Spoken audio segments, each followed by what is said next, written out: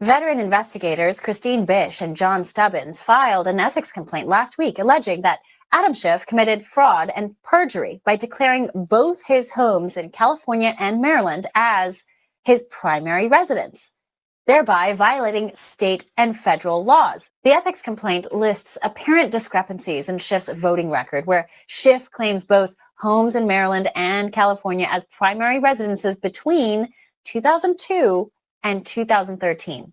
It would be voter fraud if he was claiming that he could vote in California if he was actually a Maryland resident. This all starts really around 2001, between 2001 and 2003. Adam Schiff is from California. He gets elected to Congress. He then sells his condo in Burbank, California, and buys a place in Maryland. He checks, this will be my principal residence. Then he buys a condo in Burbank.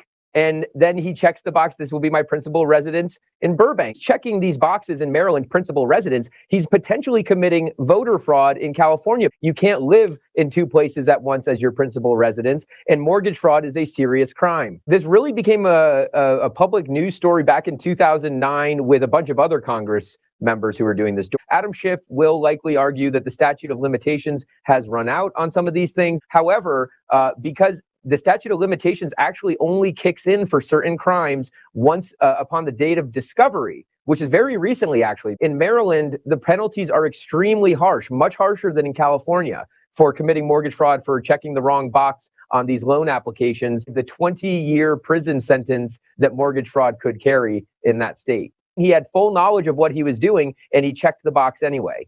These could be federal crimes. Federal crimes are prosecuted by the DOJ. We've got all of the documents posted on thedrilldown.com.